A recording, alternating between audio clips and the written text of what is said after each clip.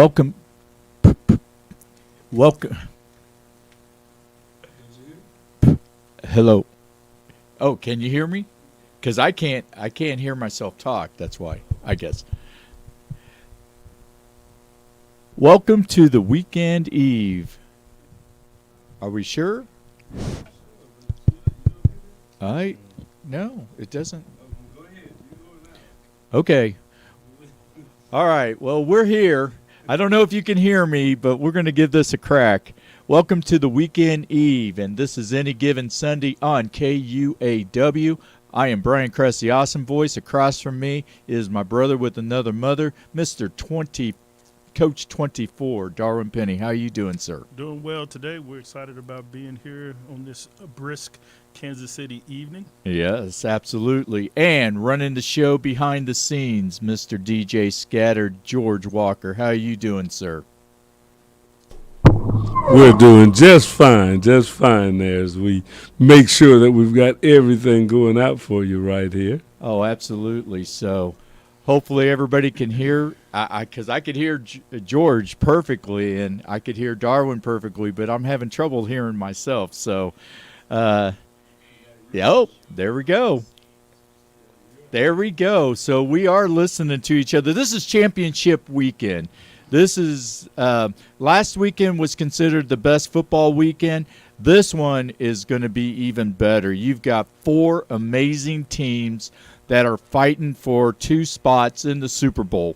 You have the San Francisco 49ers, who are going to Philadelphia and take on the Philadelphia Eagles. And you have the repeat of last year's AFC Championship game, which is the first time that we've had a repeat of the AFC Championship game since 2011, 2012. The Cincinnati Bengals coming into Arrowhead, and it's not the other one, and I'm not even going to say it, as Cincinnati is going to play the Kansas City Chiefs. Right. Well, I thought most people had stopped calling it the AFC Championship game and calling it the Arrowhead Invitational. Yep. But it should be a good weekend. Last weekend was some good games as well. The only game that really wasn't competitive was the Giants and the Eagles game, where the Eagles just thoroughly dominated them throughout the whole game. Daniel Jones looked like the old Daniel Jones last week, and the Eagles showed that they really have been the most consistent team all year, and they showed that last week. Certainly. We had a one-score game in the other NFC game between the Cowboys and the 49ers. Certainly, the Cowboys did not look like they had 6 days before on Monday, but the defense, I thought, played well enough to give them an opportunity to win that game. Certainly the two turnovers and the mixed extra points was your margin of victory at 7 points, and then a couple of other key opportunities that Dallas missed out on. Trayvon Diggs had an interception right in his hand that on the next play the 49ers score. And then this week there's been a lot of video evidence that the miraculous catch that George Kittle had should not have been a catch because he was actually covered up by the end man on the line of scrimmage. Oh, wow. And so, I've had a chance to go back and review that play, and I was like, wow, that catch should have never been a catch. Right. Because you can see on the play, it looks like he was slated to do max protect block. Use check, the fullback is lined up outside of him, and he is on the line of scrimmage. Right. And then outside of them, Deebo Samuel is off the line of scrimmage, and Kittle then sees the quarterback in trouble, and so he basically does a scramble drill, makes this incredible catch, and then another key penalty later on in that drive ultimately became the deciding points. The AFC, we saw the Chiefs be the Chiefs, and then we saw the Bengals be the Bengals. I'm just convinced that they're a better team than Buffalo is, and they showed it on last weekend. And then we'll see who's the better team between the Chiefs and the Bengals this year. Absolutely. Yeah, I did not watch the game live between Dallas and San Francisco I fell asleep. So I had to watch it when NFL Network had the replays of it. So I was watching that. And it was kind of similar to Cincinnati and Kansas City. They just made a couple of more mistakes. And I had it right prediction-wise that it was going to be a low-scoring game. You did. And that defense really kept Dallas in the game, but their offense was anemic. Yeah. Which, when I thought about it, I thought about Kansas City's offense last year. Mm-hmm. They have a decent tight end, though he's not Travis Kelce, but you have CeeDee Lamb, who is similar to Tyreek Hill. But outside of those two, you didn't have – I mean, Ezekiel Elliott is not the running back he was 3 years ago. And your best running back, who had been performing well, got injured. Similar to the injury that Patrick Mahomes had. Unfortunately for him, he ended up with a fractured tibia and was gone for the game. And I really think had he not been hurt and he would have played the whole game, I think the score would have been a little different. Well, the biggest thing is I felt like they would have stayed committed to the run game. Once Pollard went out, they kind of abandoned the run game. And Dallas's key over the last several years has been to have balance. And when you saw them, even with the explosiveness that they had against Tampa, there was a balanced attack. Well, then they became very one-sided when they were able to do that. And so when Pollard's injury I had a lot of friends were saying he has the same injury as Mahomes. I said, no, the guy landed higher on his leg, and I'm telling you that his leg is broken. And one of my friends called me and said, you're right, you called it. And I said, yeah, I watched where the guy fell on him, and that was on that weight-bearing bone. So the good news came out today is that he is not going to require surgery. They're going to allow it to heal on its own, so they're not going to have to go in and put a pin in. Well, they were talking about surgery, weren't they? Yes, but it was revealed today. And so obviously they made a few changes today. They fired 5 of their coaches between the offense and the defense, and so they're going to make some. But San Francisco played a good game. They played an error-free game. They weren't as dominant as they have been throughout. Purdy looked a little bit normal in the game, but if you'd have gone into the game and you said that Dallas was going to be able to control McCaffrey, keep him under 100 total yards, that they would be able to control Debo,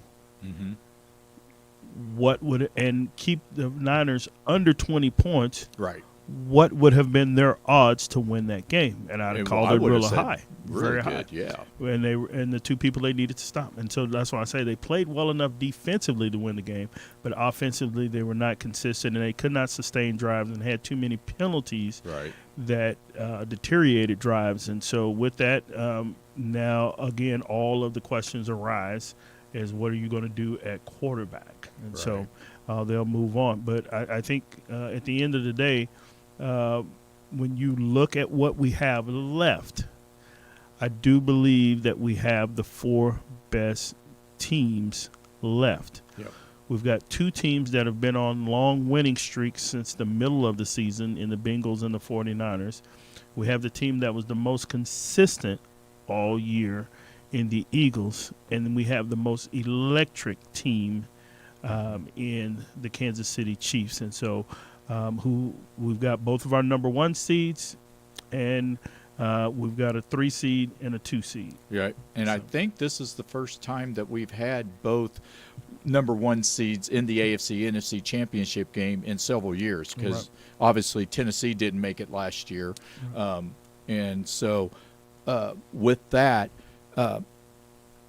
San Francisco is the team that everybody's talking about, and everybody's wondering when Purdy is going to come back down to earth, because he's been riding on a super high. But saying that, he's been fortunate enough to play on a very good team, and defensively, obviously they're the best. They've given up the fewest points and the fewest yards. You can't argue that. But saying that, it looked like last week, it reminds me similar to like a 300 game. you have, you throw the ball, you put it in the pocket, and then you throw one ball that's not quite perfect, but it's still all the pins fall down. I think that San Francisco had that game going. Now, saying that, this weekend's game, Sunday, with Philadelphia is going to be a big key, because there are two things that I think that are very important for Philadelphia to beat the San Francisco 49ers. And one is rushing the ball, which they have, and they did against the Giants, which I thought the Giants would have performed a little better than they did, because I picked them. But the other is what San Francisco's defensive weakness is, and that is the long ball. But the problem is, for people, they can't get enough time to get a receiver to go downfield enough to get that long ball, whereas Philadelphia can, providing that running game goes, because in the last 27 games that the San Francisco 49ers have played, they have kept a running back or any skilled player under 70 yards rushing. Absolutely. I agree with your assessment of that 49ers and Eagles game. I do think that the 49ers, when you look at them, have the best constructed roster, right? They've got an all-pro at every level, right? They've got an all-pro in the backfield. They got an all-pro on the line. They got all-pros on the D-line, at the linebackers, at the DBs, at the receivers. When you just look at their roster right now, the only difference in this game is Jalen Hurts versus Brock Purdy, right? This is as far as Hurts has gone. Last week was his first official win as a starting quarterback in the playoffs. Purdy has 2 wins now.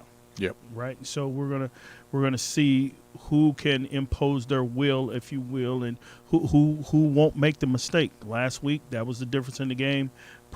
Purdy didn't make any mistakes. Okay. They were able to get to him, sack him a few times. Hurts came back mistake and error free, and he looked like himself throwing the ball. He didn't have big numbers, but they had a complementary running game, of which he's a big part of their running game, and so they were able to create that. And, like I said, Daniel Jones turned back into Daniel Jones and turning the ball over, which he had been really good at this year versus his first 3 years where he just turned it over at will. Right, and exactly. So I think that's going to be key. Whoever runs the ball well, I think, is going to win this game. Can McCaffrey get back? And the 49ers get back to running the ball really well, and then can the Eagles, by committee, if you will, create a running game, because I think it opens up so much more when they run those RPOs and the run pass options, and so I think that's going to be it. And but I'm gonna go with San Francisco's defense, and I think they're going to win the game. So saying this, so let's do this in sections. So quarterback, I would say Jalen Hurts has the slight edge. He's got probably more experience because the fact that he did play in college. He played a lot of great games, and he had a great game by just being there, being the leader. Kind of Tom Brady-esque in his first few years. Just controlled the ball, made no mistakes, and let the rest of his team take over. The running backs, who do you think you have the edge on? I would have the edge on the 49ers just because their running backs are a little bit more explosive, and then what McCaffrey brings in the pass game, I would give them the edge. So then on the offensive, or let's do wide receivers and tight ends.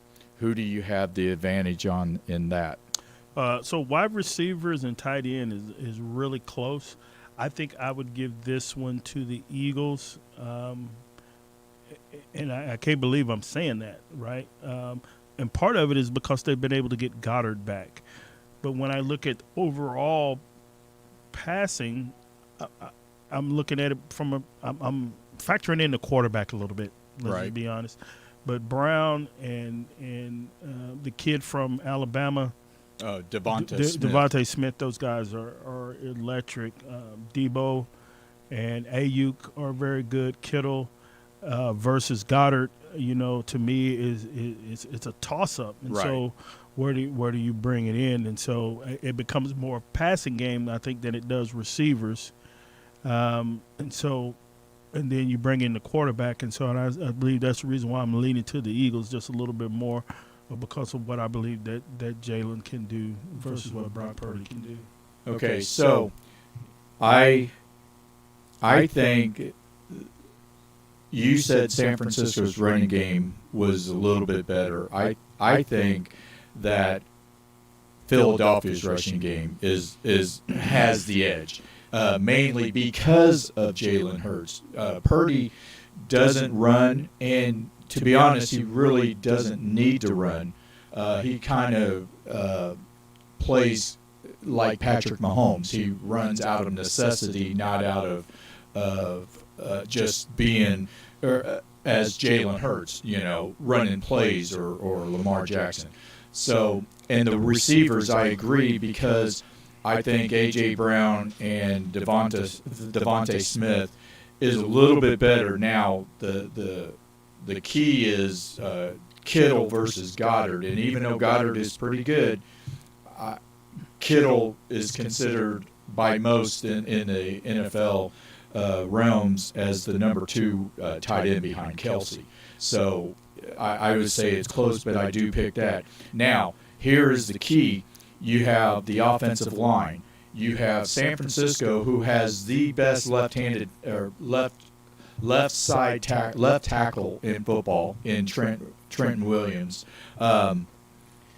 But you also have Philadelphia, who has a pretty good offensive line too, and both of them are going to go against defensive lines that can get to the quarterback and get to a lot, because Philadelphia has 75 sacks this year, which is quite a bit.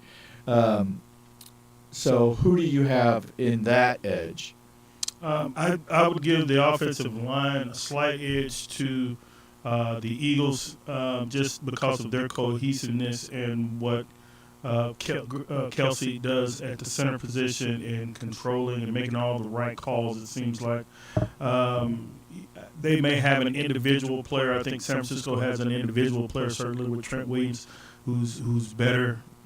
He's a Hall of Famer. Eagles got a guy that I believe will be a Hall of Famer as well. But cohesively and their ability to protect, I just think they're just a little bit better. And even what they're able to do, I think the Niners' offensive line is solid, but I would probably give the edge to the Eagles. Gotcha.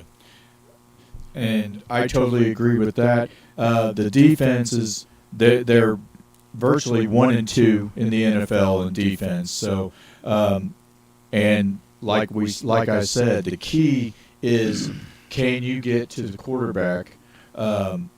Both defensive lines, because Bosa, I think, had, 16, 17 sacks this year? 17 sacks. So they can also get to the quarterback. Now you've got the linebackers and the safeties. I am not sure. San Francisco's defense their weakness was the long pass. But like I said, if you can get to the quarterback doesn't have time to throw that long pass, then it negates it. But if they are able to throw the ball downfield, I would say that the San Francisco's defensive backs are probably, I would give the edge to Philadelphia's. Yeah, so you said a key word when you talked about the secondary. You said safeties, right? Right. I feel like the 49ers have better safeties, but the Eagles have better corners, okay? But overall, I would give the edge to San Francisco, whereas at the linebacker position, I definitely go with the 49ers linebacking core over the Eagles guy, just because of on the back end of their base defense. Fred Warner he was all over the place in the Dallas game, and he's been all over the place the entire year. I think he's led the league in tackles. And then the safety, Hufanga, that guy is first team All-Pro. He's just been lights out there. The Eagles, Edwards has been solid. T.J. Edwards been solid. White is solid. But to me, they're not as good as what the 49ers bring there.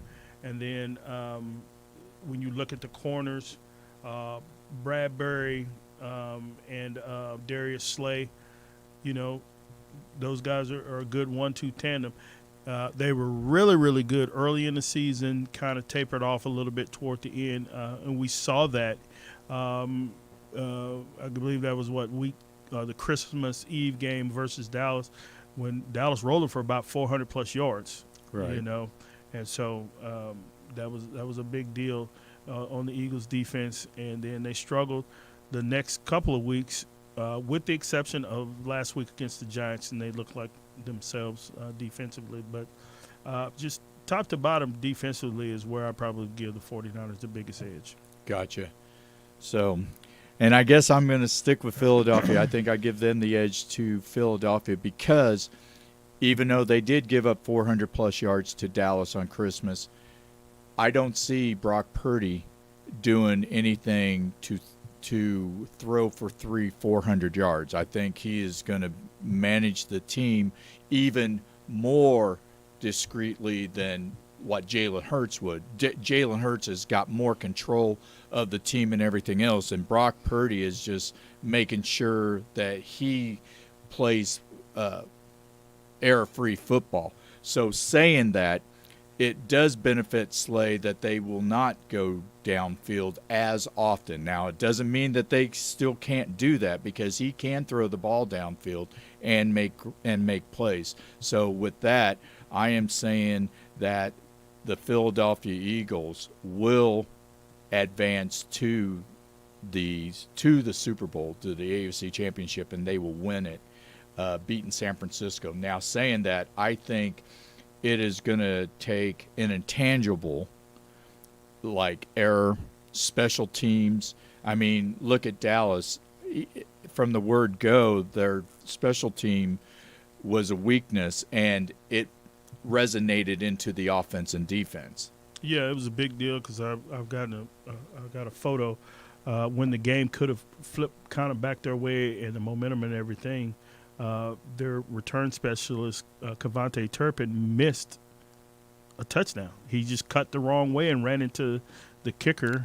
That's right. I mean, if he just stays outside, I believe he scores. Right. And then all of a sudden you got a tie game again. Mm-hmm. And so it's like that. So when you bring in special teams into this 49ers-Eagles games, the question is who brings about something a little bit different. Would you rather have the game on Jake Elliott or Robbie Gould? Both of them are good kickers, but Elliott has not missed a kick, so you have to give the advantage to him. So if it come down to the last minute or even overtime and you need a kick, I would give the advantage to the 49ers and Robbie Gould. If it's inside of 45 yards, I'm going to give it to Gould. If it's outside of 45, I'm going to give it to Elliott. Gotcha. So plus it's going to be cold. Yeah. Yeah. And Philadelphia is used to playing in the colder a little bit more than San Francisco, but either way, it's not going to matter. Just like Cincinnati went up to Buffalo in the snow and everything, and it didn't even matter with that. So with that, what is your score? I'm going to go 27-21 49ers. And I am going to pick, I'm actually going to go 21-20 Philadelphia. I think it's going to be really close, and And Philadelphia may not score touchdowns. They may end up kicking like 4 or 5 field goals, and that would be the difference. And so that's what I'm going to use for the difference. So we got the NFC. So now we go to the AFC. Kansas City. Look, Patrick Mahomes' ankle has been talked about more times than us being studs. Well, I'm calling it Anklegate 2023. Yeah, absolutely. So, he was fortunate. He was tough. He went back out there. But if it was a regular season game, he probably wouldn't even be playing today. Oh, without a doubt. If it's anything other than the stakes that are at hand, a trip to the Super Bowl, I definitely don't think. I also don't think the injury is quite as bad as they originally said, right? So everybody kept saying it's a high ankle sprain. Well, is it a degree 1 or is it a degree 3? Okay, where there's actually tears in the ligaments. Right. So I believe it is a 1, and I'm not. Obviously, it was hurting where he couldn't put pressure on it Right. in the game last week. But a severe high ankle sprain is 6 to 8 weeks. Yeah. And you're not playing. Mm-mm. You're not playing a week later. No. I don't care how tough you are. You're not. So I think it's more of a degree 1. And it's going to be the toleration. Certainly, he's not going to be 100% for this game, or should they play in the Super Bowl that game either. But it's what can he tolerate, and it's a big deal because that's his plant leg and his ability to drive the ball downfield. And he's got a ton of arm talent, but you still want to be upright and to be able to. And then also his escapability is part of what makes him who he is. Right. And now not having that escapability, where he's going to have to sit in the pocket a little bit longer, also leaves him susceptible to getting hit again. Right. And so it's going to be interesting to see that. But should, at some point in time, he not be in the game, the Chiefs have more than a capable backup who can execute the offense. And it may actually work in their favor a little bit because Cincinnati is having to prepare for 2 quarterbacks. Right, exactly.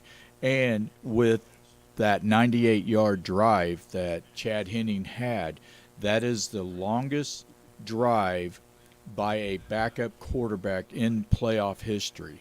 So, and it was really important because if Chad Henning went 3 and out or even 5 and out, it could have really changed the format of the game and put Jacksonville in position to win.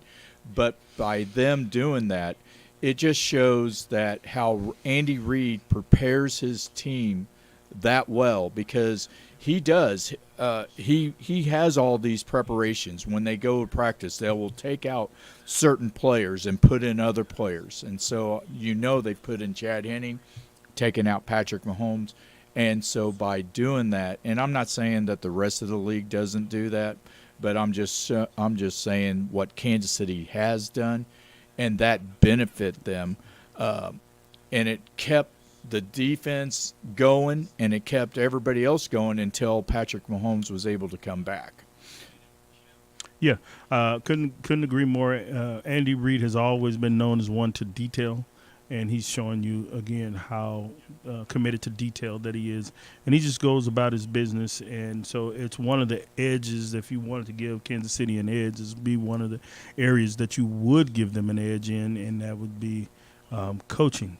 Even though I think Cincinnati's coach has done a yeoman's job these last 2 years as to where they were 3 years ago. Think about it when they drafted Joe Burrow, and where they were as an organization and where they are today. It's unbelievable, the progress that they've made as an organization. Absolutely. So we're at halftime. We're going to stop right here. We're going to take a quick break, and then when we come back, we will continue the AFC Championship game, the Chiefs and Cincinnati, and we will go from there. Coach 24 across from me, DJ Scatter, George Walker, and I am Brian Kress, the Awesome Voice. We are Any Given Sunday, and we are on KUAW.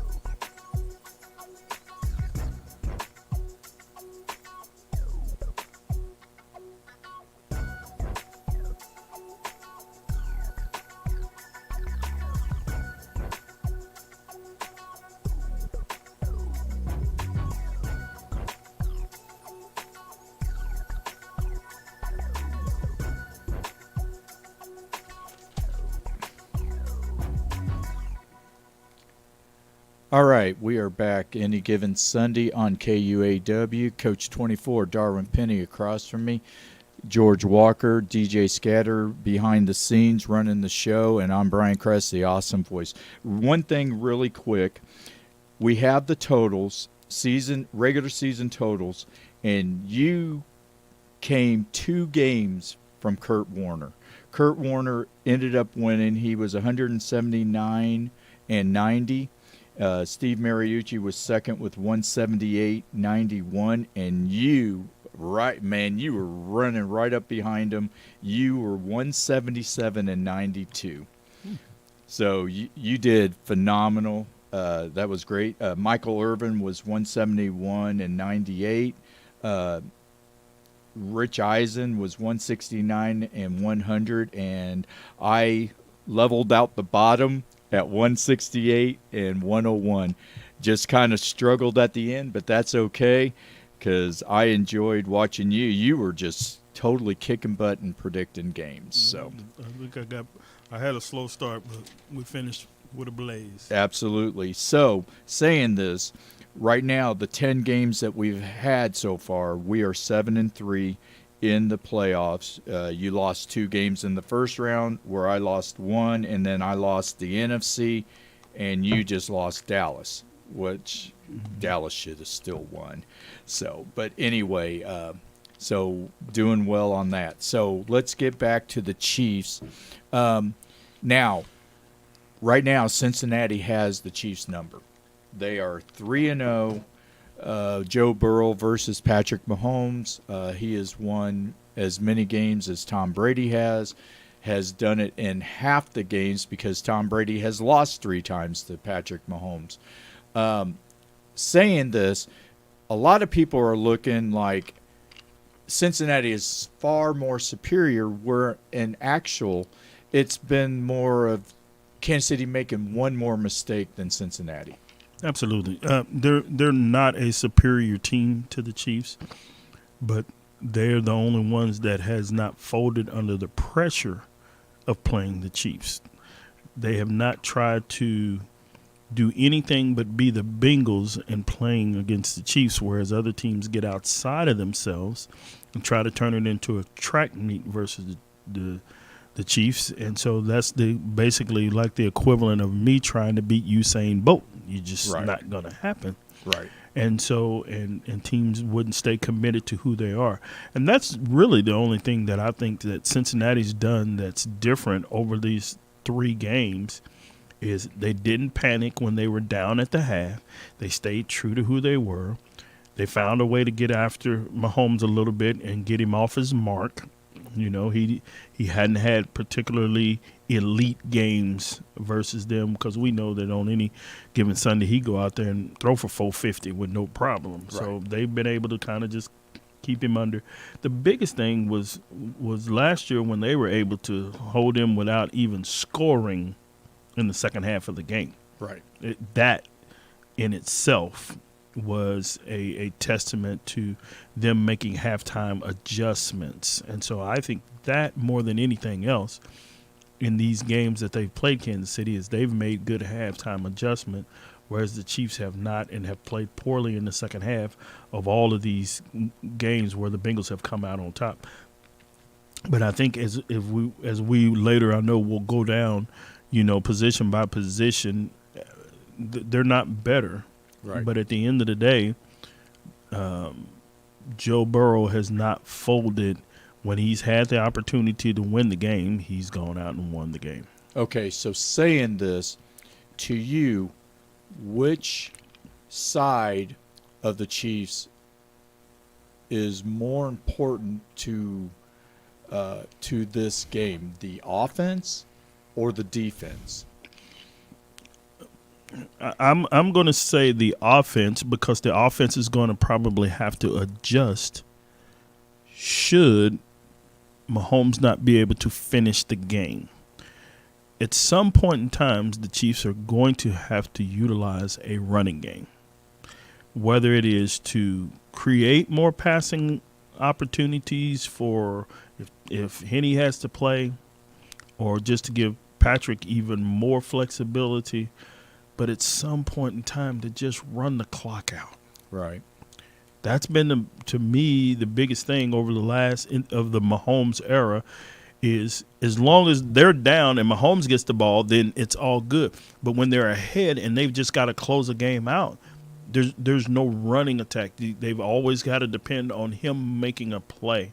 At some point in time, that running game needs to show itself up. I think there's potential there with Pacheco. And then McKinnon adds an element to it, especially in the passing game. But at some point in time, it's 3rd and 4.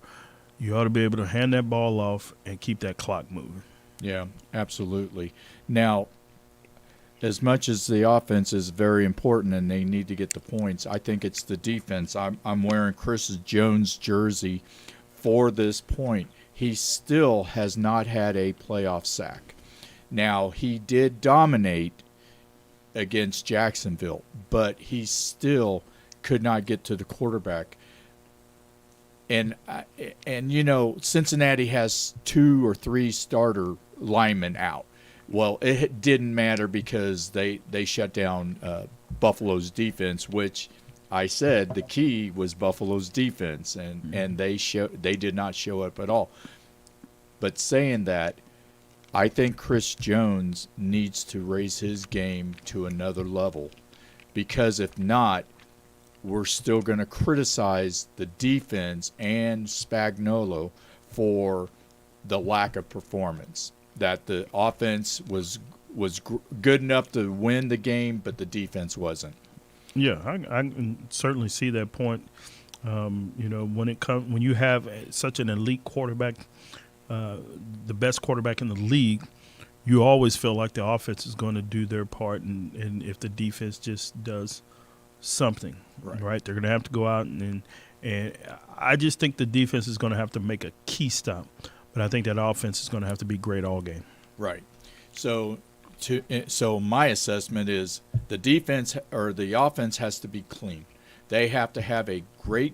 They don't have to have a great game, but they have to have a very good game with running, mixture of both pass and run. You've got a quarterback that's not 100%, but you can't not turn the ball over, and they have done that in every game against Joe Burrow. And the defense has to make a play or two, a significant play or two on defense, like last year when Chris Jones tried to get Joe Burrow and he just did not quite get him, and Joe Burrow ran for that first down. It's plays like that they need to make, which will give Kansas City that edge and the victory. So, saying that, who do you have for this game? For this game, I have the Chiefs 28, Bengals 24. And I have Kansas City, but at 27-24. All 3 games have been decided by 3 points. And now the thing of it is also is that the Kansas City Chiefs have had double-digit leads in all 3 games going into the fourth quarter, which is something that they usually, if they're winning by double digits in the fourth quarter, it's pretty much a done deal that the Chiefs have the victory. Unfortunately, with Cincinnati, it's a totally different thing. So, so like I said, they just need to fix a few things and keep Joe Burrow out of Arrowhead by renaming it something after him. Now, saying this, if the Chiefs do lose, does this hurt Patrick Mahomes' image, reputation as the game's best quarterback? No, not at all. Here's what has to happen in order for that to change. Not only will Burrow have to win this game, but he'll also have to win the Super Bowl and win the Super Bowl MVP, just to stir up a little conversation. because they'll say, well, he's beaten Mahomes head to head four times, you know. But I don't think anybody who watches the game with your eye test, as much as you like Joe Burrow, and I like him, I think he is a hybrid of Joe Montana and Joe Namath, right? He's a little bit of hybrid of that. And so when you look at what Mahomes can do, he just does it a little bit more exciting than anybody else. Now, Burrow plays it differently, the position, right? He plays it very, very traditional. Right. Okay, but uses his legs when he has to. He's very underrated in his athleticism. Yes. And his ability to run the ball. Mahomes creates these just incredible plays and these incredible throws from all these different angles, and just, you know, he takes your breath away. Burrow is methodical. Right. Okay. Mahomes brings the axe out and gets you. Burrow gets you with a 1,000 little paper cuts. Yeah. You know, Yep. and before you know it, you're like, man, I'm bleeding all over the place. It's the paper cuts. Exactly. You know, Mahomes done already chopped your head off. Right. You know, so I think that, but I don't think at any time he will be threatened unless that happens. And then I think Burrow would then have to go out next year and put up some ridiculous amount of numbers, right? Go out and put up a 5,000 yard. Mahomes goes and throws for 5,000 yards and 40 touchdowns, and it's ho hum. That's what we expect from him. Right. He's you know, he's put up these astronomical numbers. But I said that his first year as the starter, and he threw the 50 touchdown passes. And I told some friends of mine, I said, he may never hit that number again and still be elite. But he might not hit 50. I'm like, it's only been done a handful of times for people to throw 50 touchdown passes. He might max out.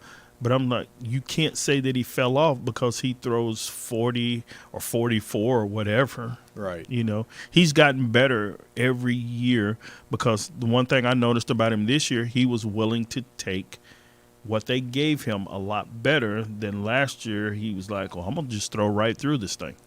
Well, and having Tyreek Hill, you sometimes want to do that. Absolutely. Because he is a game breaker. He is a phenomenal wide receiver. And yes, we could use him, but the point is, he's in Miami, he's playing for them, and the fact that Andy Reid and Brett Veach helped Patrick Mahomes get the players needed to do that, which I'm going to say something that Dallas needs to think about doing for next year to help Dak Prescott get him some stronger skill players, better wide receivers, not just CeeDee Lamb, because Gallup just wasn't available. I mean, whenever you really needed a play from him, he just couldn't provide.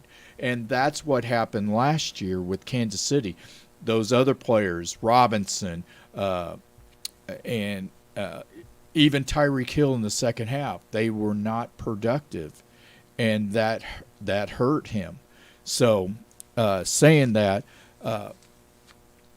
I totally agree with you, and I think these two games are going to be phenomenal games, and we're going to have one heck of a Super Bowl. Now, I will say this.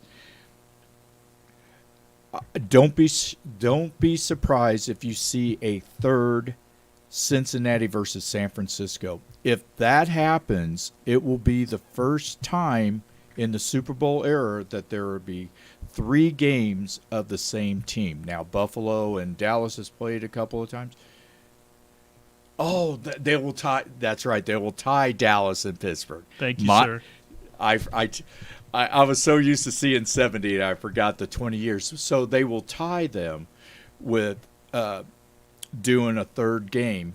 And the difference Well, and Pittsburgh dominated those two games, so will Cincinnati dominate that if that happens? Mm-hmm. So, yes. So thank you for correcting me.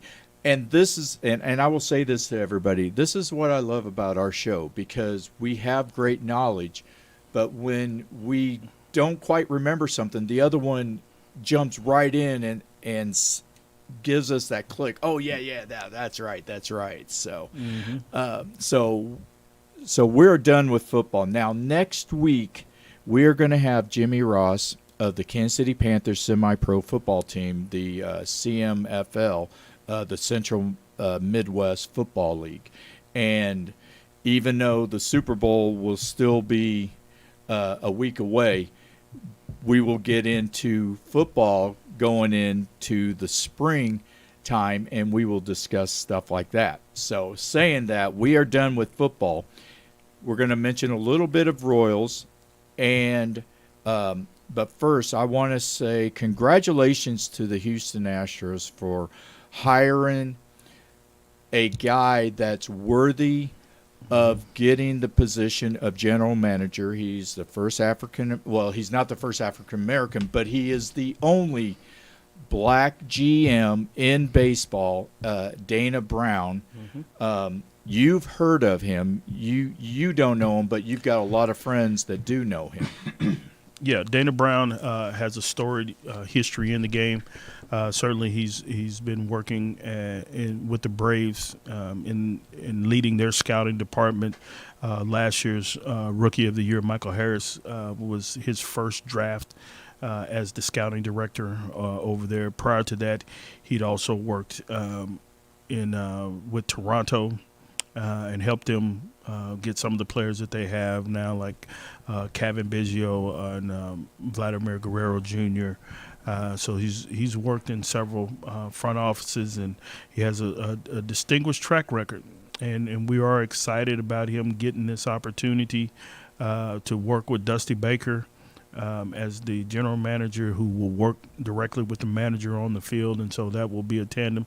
That will be the first time that you've had an African-American GM and field manager, since 2001 through 2003, when Kenny Williams was the general manager for the Chicago White Sox and Jerry Manuel was the field manager. And so this is the first time in over 2 decades that we can say that that are major league franchises being led by 2 African Americans, one in the GM role and one as the manager.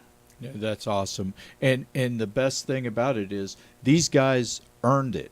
It wasn't like given to them, either Dusty Baker or Dana. These guys earned it, and that's the only thing that I ever want to see. I don't care if you're black or white. If you are worthy of doing the job, then give them the job. I still remember Ozzie Newsome 20, 30 years ago getting the job as the general manager of the Ravens. And what happened?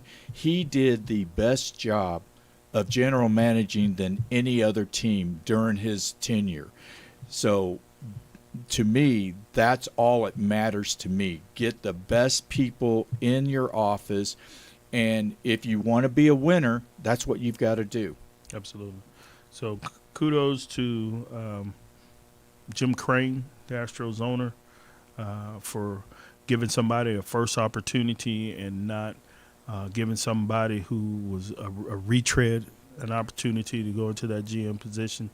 I had a dear friend of mine who was in the running for that, and I was disappointed that he didn't get that position. But he was one who knows Dana Brown, and he said, man, I couldn't be more happier than for him. Other than me getting the job, he said, I'm happy that he's received that job. And so I think it'll be great. Looking forward to seeing if Dusty can, continue to solidify his legacy in the game as being a lifer in baseball. And so the Astros will do that, but we're looking forward to making some history of our own in the Royals organization. Absolutely. I'm looking forward to that too. So saying that, we've had a phenomenal show, great stats, great Congratulations, but the best is still yet to come with Penny for Your Thoughts. Penny for Your Thoughts goes out to this week of when I first came to Kansas City 6 years ago. I arrived on a Sunday afternoon, and it happened to be the day that Giordano Ventura died. It was when we lost him 6 years ago. I'll never forget that day in Kansas City as long as I live because of just having a conversation with the taxi cab driver that took me to my hotel where I met my friend who had introduced me to the Royals organization, and just what all transpired that day going out to the stadium. Well, not only is it a 6-year anniversary for Giordano, it is a 2-year anniversary when we lost Kobe Bryant. Young man in the prime of his life, transitioning from being this elite on the field, on the court basketball player, arguably a top 5 all time.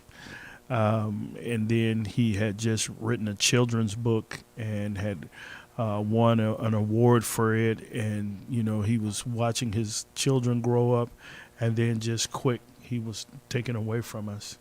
And then 2 years ago, also longtime baseball pioneer, Hank Aaron, our former home run king, we lost him.